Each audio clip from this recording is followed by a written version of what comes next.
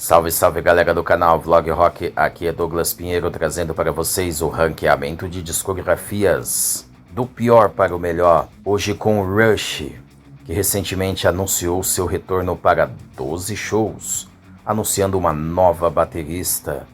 Enfim, o Rush está em alta, o Rush está de volta e é por isso que vamos ranquear a sua discografia do pior para o melhor, segundo a minha opinião.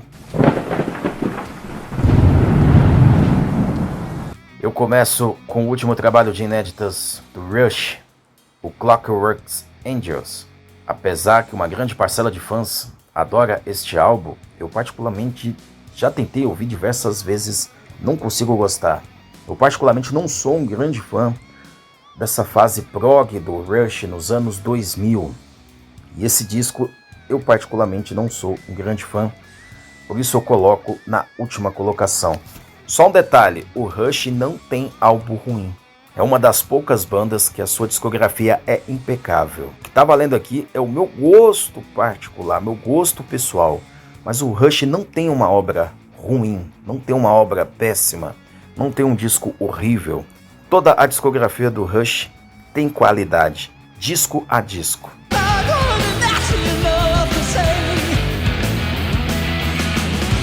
Na sequência, o álbum de 2006, Snakers, Wind Horrors. O Rush segue nessa fase prog. Eu particularmente não sou chegado a esses dois últimos trabalhos de inéditas, porém são canções que funcionam muito bem ao vivo. Inclusive tem um ao vivo desta turnê do Snakers, que é duplo, que a banda praticamente toca o álbum na íntegra e é muito bom. Ao vivo as canções ficaram assim bem melhores, né, do que em estúdio.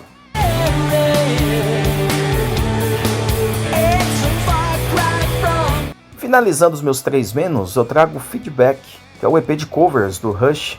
Se eu não me engano, tem 8 faixas. E o Rush traz covers de bandas que o influenciaram. Muitos fãs de Rush não gostaram deste trabalho, deste EP. Eu nem considero um EP, tem 8 faixas, para mim é um álbum. O Feedback foi lançado em 2004, né? Destaque fica pro cover do The Who. E claro, toda banda tem direito de lançar um disco de covers, né? Celebrar e homenagear artistas que os influenciaram. Mas hoje os meus 3 menos do Rush são esses álbuns.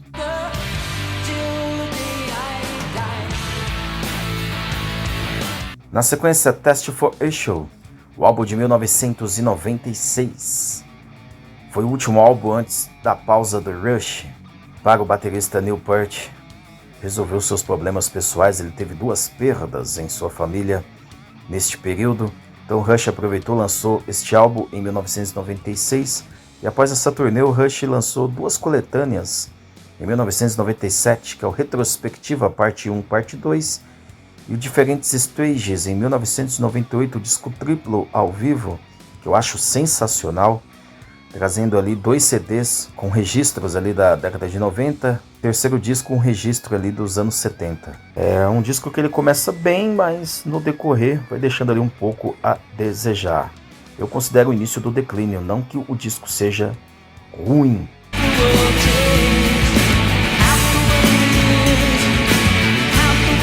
Na sequência, um disco que envelheceu bem com o passar dos anos. Primeira vez que eu escutei, não gostei tanto assim, mas é o início de uma fase mais prog. Estou falando de Vapor Trails, o álbum que o Rush lançou ali em 2002. E foi na turnê do Vapor Trails que o Rush veio pela primeira vez ao Brasil e em 2003 lançou CD e DVD oficial intitulado Rush in Rio, com uma apresentação no estádio do Maracanã, no Rio de Janeiro. Sem sombra de dúvida, um repertório muito bom. O Rush manda muito bem ao vivo, é claro, no Rush in Rio. E o Vapor Trails é um disco que envelheceu bem com o passar dos anos, por isso está nesta colocação.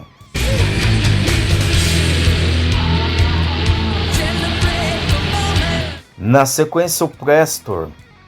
É o álbum de 1989. Eu considero o Prestor um disco de transição.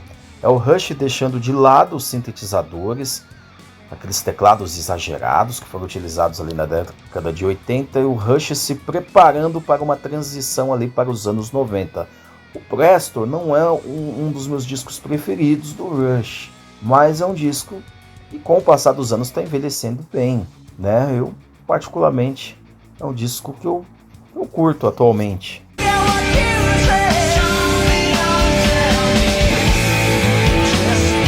Na sequência, Grace Under Pressure.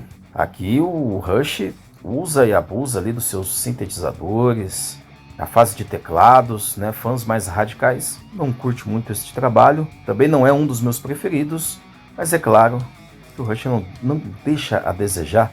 Tem bons momentos, tem boas canções, por isso está nesta colocação.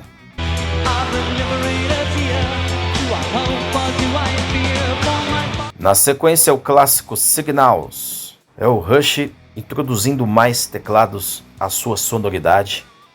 É um ótimo trabalho. Já começa com um grande clássico, né? Supervisions. Tem bons momentos. É um baita trabalho.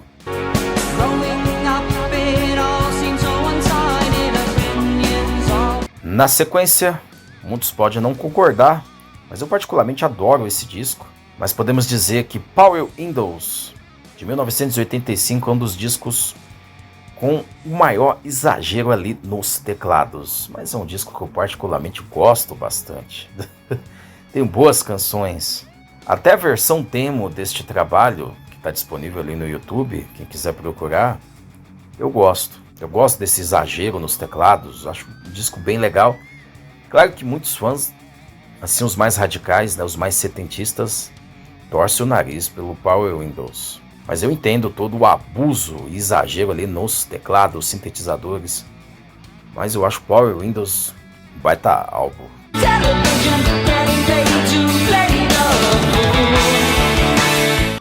Na sequência, o disco de capa vermelha, o Road of Fire. Eu acho esse disco sensacional. É o disco de 1987. Podemos dizer que é o último disco ali com teclados, sintetizadores, com todo aquele exagero que muitos fãs ali não curtem. Eu particularmente adoro esse álbum. Quem viveu a época aqui no Brasil curte bastante este trabalho, acompanhou o lançamento e curte bastante esta obra e fica nesta colocação.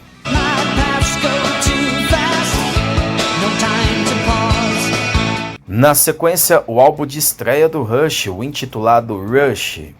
Ainda não tínhamos o Newport nesse disco, mas é um ótimo começo. Aqui o Rush está soando ali meio Led Zeppelin.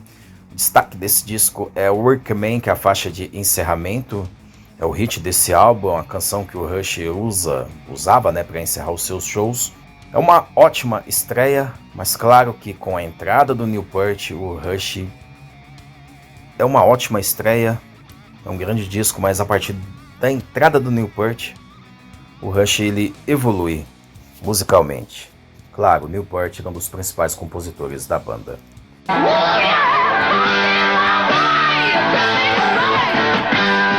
A sequência, o Hemispheres, um grande álbum ali do Rush. É a década de 70, é aquela fase prog, né, a fase progressiva. Fãs mais radicais só curtem o Rush na década de 70. É um disco que ele tem bons momentos. É um disco gigante, 4 faixas apenas. E traz uma evolução gigantesca do Rush.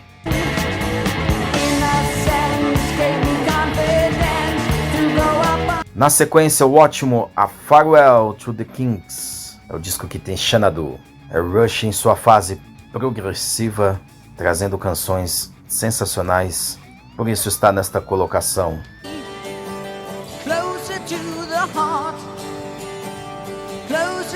Na sequência, outra grande obra do Rush, o Cars of Steel. É o Rush se aprofundando mais ainda na década de 70 e na pegada progressiva. Um ótimo trabalho.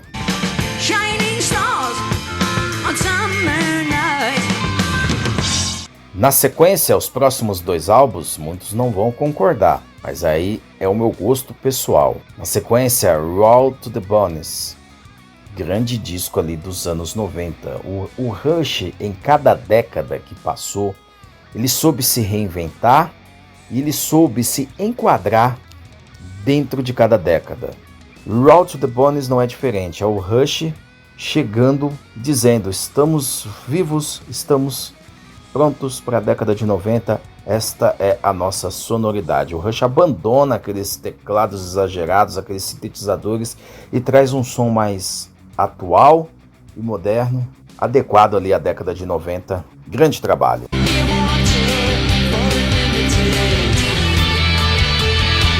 E o meu disco preferido do Rush nos anos 90, que é o próximo dessa lista, é o Counterparts. É o disco da capa azul com um parafuso. Eu acho esse disco sensacional. É o Rush provando que estava vivo ali na década de 90. Vale a pena ouvir também os bootlegs da década de 90. Grande qualidade. Mais uma vez eu repito, o Rush não tem disco ruim.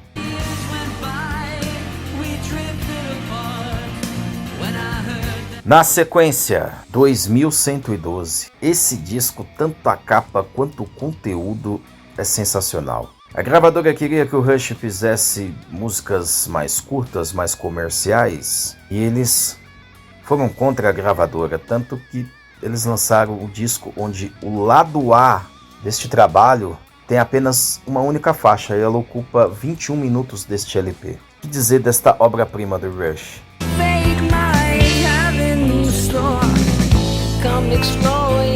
E agora vamos ao top 3. Os meus 3 discos preferidos do Rush.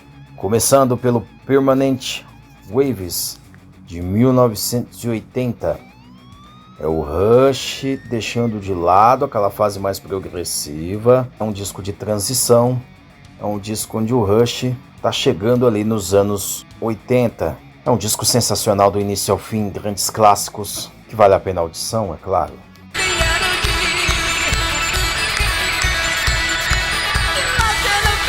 Na sequência, na segunda colocação, Fly By Night, o disco que tem a capa uma coruja. Esse disco marca a estreia do Newport, é um disco de transição. O Rush sai daquela sonoridade setentista à la Led Zeppelin, do disco de estreia, e com a entrada do Newport, que foi o principal letrista da banda, a sua chegada, a sua bateria, a sua sonoridade mostra que o Rush saltaria para uma sonoridade mais progressiva. E o Fly By Night é um disco que traz transição do Rush.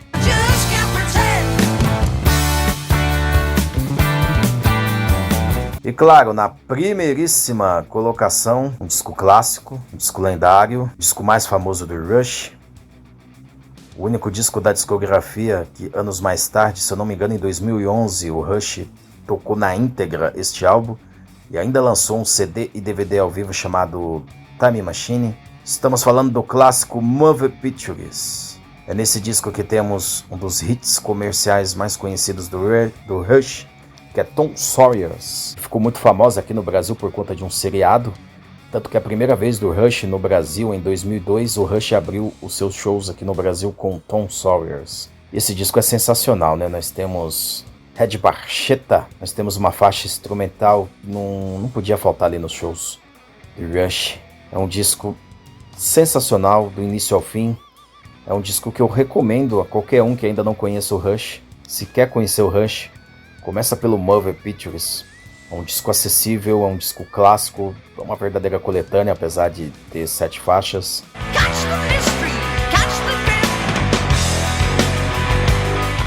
E para vocês, qual o seu ranqueamento? Utilize os comentários, comente o vídeo, claro, de forma respeitosa, porque cada um tem o seu gosto pessoal. Curta o vídeo, se inscreva no canal, ative o sininho de notificações e compartilhe o vídeo com seus amigos. O canal Vlog Rock está com a meta para alcançar 40 mil inscritos.